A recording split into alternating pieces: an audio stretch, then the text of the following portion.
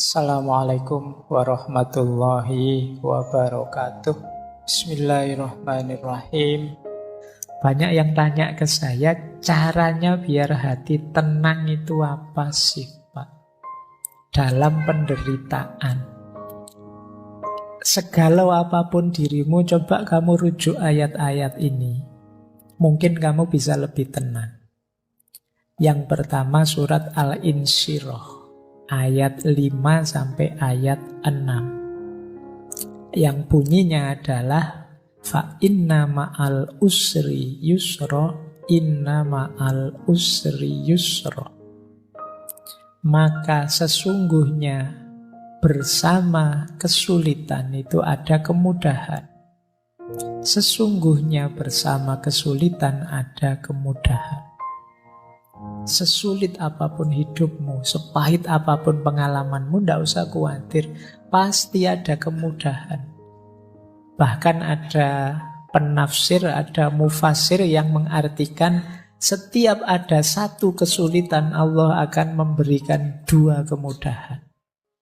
Ini kan diulang dua kali. Fa inna ma'al usri yusra, inna ma'al usri yusra. Jadi yang pertama, kamu ingat-ingat ini. Allah sendiri yang menjanjikan. Sesungguhnya bersama kesulitan ada kemudahan. Maka jangan putus asa. Pasti ada jalannya. Pasti ada kemudahan. Kemudian yang kedua, boleh dilihat surat Ar-Ra'd ayat 28. Tadi sudah kita singgung sedikit ya. Ala bidzikrillahi tatmainnul qulub. Sesungguhnya dengan mengingat Allah, bukankah dengan mengingat Allah itu hati menjadi tenang. Tadi sudah kita jelaskan level kedekatannya. Jadi kalau ingin tenang, hadirkan Allah. Ingat Allah itu menenangkan. Karena apa sih yang tidak mungkin di hadapan Allah.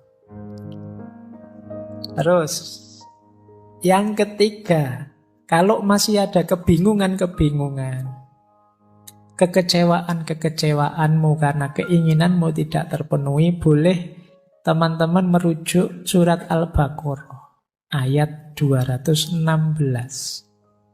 Wa asa an takrahu syai'an wa huwa khairul lakum wa asa an tuhibbu syai'an wa huwa syarrul lakum. Wallahu ya'lamu wa antum la ta'lamu. Jadi firman Allah, mungkin saja engkau membenci atau tidak suka sesuatu padahal itu baik untukmu. Dan mungkin juga engkau mencintai sesuatu padahal itu buruk buatmu. Allah lebih tahu, sedangkan kalian tidak tahu. Jadi ayat ini mengajarkan kita yang tidak terjadi dari keinginan kita, itu tidak selalu nanti sesuatu yang baik untuk kita. Jadi yang kita sukai bisa jadi itu buruk untuk kita. Allah lebih tahu. Jangan terlalu kecewa, jangan putus asa. Kalau cita-citamu gagal, bukan berarti itu ada kebaikan yang lepas. Bisa saja itu tidak terlalu baik untukmu. Allah menetapkan sesuatu itu ya pertimbangannya kasih sayang cintanya pada kita. Pikiran kita terbatas. Sulit untuk bisa tahu sampai detail sedalam-dalamnya manfaat dan efeknya sesuatu. Allah lebih tahu. Jadi kalau teman-teman sedang kecewa, sedang galau, keinginannya kok tidak terpenuhi, baca ayat ini. Bisa saja yang aku inginkan, yang tidak terpenuhi itu sesuatu yang aku sukai sih, tapi bisa saja dia buruk untukku. Bisa saja yang aku hindar-hindari, ternyata inilah yang baik untukku. Allah tahu, kita yang tidak tahu. Nah, membaca ayat ini mungkin bisa menenangkan kita. Kalau masih ada galau-galaunya, wa idza sa'alaka ibadi anni fa inni qarib ujibu da'watad da'i idza da'ani. Kalau hambaku meminta padaku, sesungguhnya aku dekat. Aku menjawab doa orang yang berdoa saat dia berdoa padaku. Jadi ayat ini menenteramkan kita masih punya Allah dan Allah dekat. Apapun yang aku minta, insya Allah akan dikabulkan. Nah, ini akan menenangkan kita. Yang terakhir surat Ar-Ra'd ayat 24. Salamun alaikum bima sobartum fani'ma uqbaddar. Ini finalnya. Kalau memang yang atas-atas tadi masih sulit, sadarilah tetap salamun alaikum bima sobartum. Selamat atas kamu karena kesabaranmu. Fani'ma uqbaddar itu betapa nikmatnya rumah tempat kita kembali nanti ke hadapan Allah. Hidup ini memang banyak ujian, banyak kesulitan, tidak masalah, sabarlah. Ada kenikmatan puncak nantinya bersama Allah. Itu fani'ma uqbaddar. Ada yang menarik dari perspektifnya Robi'ah tentang penderitaan. Coba nanti kita cek ya, kita ada di mana. Jadi satu ketika jalan bareng beberapa sufi besar. Robi'ah, kemudian Hasan al-Basri, Malik bin Dinar, dan Syakik al-Balkhi. Nah, terus ngobrol-ngobrol tentang ujian dan penderitaan. Diawali Imam Hasan al-Basri, kata beliau, orang itu tidak dipercaya kata-katanya. Jika dia tidak tabah kalau ada ujian dari Tuhannya. Sebaik apapun yang diomongkan orang, kata Hasan al-Basri, kalau dapat ujian kok tidak kuat, tidak tabah, terus melenceng, beda dengan yang diomongkan, ya tidak usah dipercaya omongannya. Ya kalau hidupnya senang terus sih tidak masalah. Tapi begitu ada ujian, coba kayak gimana perilakunya. Orang itu kan kelihatan aslinya kalau pas lagi susah. Kalau pas lagi senang sih kamu enak. Tapi pas lagi susah, ayo coba. Aslimu akan kelihatan. Maka kata Hasan al-Basri, orang itu tidak bisa dipercaya kata-katanya kalau dia tidak tabah menerima ujian dari Tuhan. Tapi pandangan ini dikritik oleh Robi'ah. Kata-katamu itu berbau egoisme. Masih aku. Nah, terus Syakik mencoba menjawab, mungkin ini yang diinginkan Robi'ah. Kata Syakik al-Balkhi, seseorang tidak dapat dipercaya kata-katanya jika dia tidak bersyukur atas ujian dari Tuhannya. Ini lebih tinggi levelnya. Diuji sulit tapi malah bersyukur. Ini sebenarnya orang pintar. Karena dia tahu di balik segala ujian dari Allah itu pasti ada hikmah, ada makna untuk peningkatan kualitas dirinya. Maka ketika diberi kesulitan dia bersyukur. Ini lebih tinggi. Kalau di Imam Hasan al-Basri tadi agak defensif, bertahan. Kalau di Syekh Syakik al-Balkhi ini enggak, dapat ujian malah bersyukur. Alhamdulillah ya Allah, Engkau beri aku ujian. Tapi kata Robi'ah, masih belum. Kita butuh yang lebih baik dari itu. Ini sudah luar biasa, ternyata masih kurang tinggi. Nah, Syekh Malik bin Dinar masuk. Kata dia, seseorang itu tidak dapat dipercaya kata-katanya jika dia tidak gembira atas ujian dari Tuhannya. Ini lebih tinggi. Kalau ini ketika dapat ujian malah gembira, malah alhamdulillah. Seperti Robi'ah tadi, seneng aku diuji oleh Allah, seneng aku hatiku dipatahkan oleh Allah ini. Tapi ya untuk nyampe sini saja berat. Tapi ini level tinggi memang. Di atas tadi tidak sekedar syukur, dia juga gembira. Itu pun Robi'ah masih belum. Jadi ada yang lebih baik dari itu. Nah, balik mereka bertiga tanya, terus gimana yang baik itu? Kata Robi'ah, Seseorang tidak dapat dipercaya kata-katanya jika dia tidak melupakan ujian saat merenungi Tuhannya. Ini cara berpikirnya dibalik oleh Robiah. Kita itu kan ketika dapat ujian baru ingat Tuhan. Tapi kalau di Robiah dibalik. Ketika kita ingat dekat dengan Tuhan, kita siap menerima apapun termasuk ujian.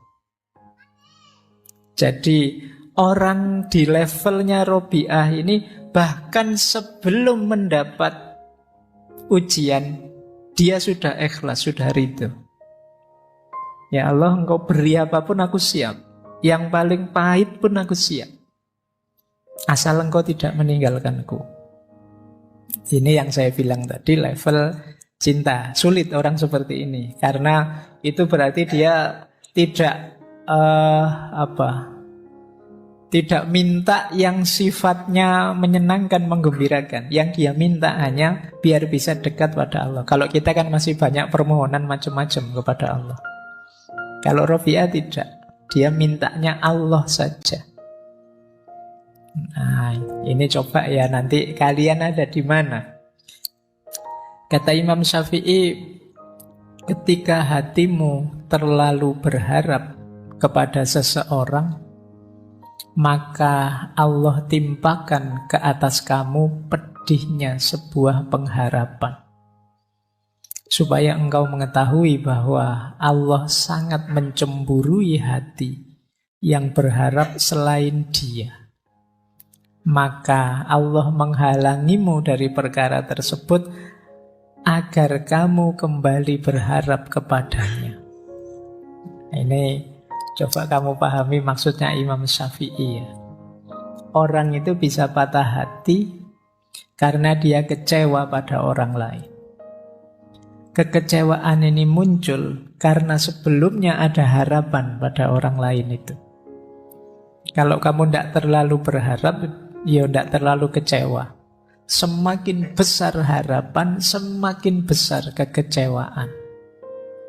Berarti itu bukti Allah mencintai kita. Buktinya Allah cemburu apa? Dipatahkan hati kita biar tidak terlalu melekat padanya. Nah, kenapa hati kita bisa patah? Ya karena kemarin terlalu melekat. Kamu terlalu berharap padanya, terlalu menginginkannya. Apapun yang terjadi dalam hidupmu, tidak peduli betapapun sulitnya hal itu, jangan memasuki lingkungan keputusasaan. Bahkan ketika semua pintu tertutup, Tuhan akan membuka jalan baru hanya untukmu. Berterima kasihlah. Sangat mudah untuk bersyukur ketika semuanya baik-baik saja. Tetapi seorang sufi bersyukur tidak hanya atas apa yang telah diberikan kepadanya, tetapi juga atas semua yang telah tertolak darinya. Nah, ini levelnya seperti Syekh Hasan Basri dan kawan-kawan tadi. Apapun kesulitanmu, seberat apapun bebanmu, kamu ingat-ingat satu rumus final ini, jangan putus asa. Itu saja. Ini gawang terakhir. Jadi kalau sepak bola itu, ini jangan sampai bobol. Bahwa pemain lapangan tengah jatuh, jungkir balik, backnya juga pontang-panting, tidak masalah. Tapi jangan bobol gawangmu terakhir. Gawang terakhirnya apa? Putus asa. Begitu kamu putus asa, itu tanda bahwa kamu tidak percaya lagi kepada Allah. Kamu lupa bahwa ada Allah. Yang bagi Allah apa sih yang tidak mungkin? Orang yang putus asa itu kan sering pakai kalimat-kalimat, buntu sudah semua jalanku, gelap duniaku, aku gimana lagi ini? Kamu lupa masih ada Tuhan, masih ada Allah. Jadi Syekh Syamsul Tabriz mengingatkan kita, apapun kesulitanmu, apapun bebanmu, jangan biarkan gawangmu yang terakhir ini bobol, yaitu keputusasaan. Makanya putus asa itu kan kalau dalam Al-Quran disebut kekufuran. Karena apa? Karena orang yang putus asa berarti dia melupakan Allah atau tidak percaya dengan kekuasaannya Allah. Kata Syekh Syamsul Tabriz, meskipun semua pintu rasanya tertutup, Allah masih bisa kok. Bukan membuka pintu, bahkan membuat pintu baru Allah bisa. Yang tidak terbayangkan mungkin selama ini olehmu.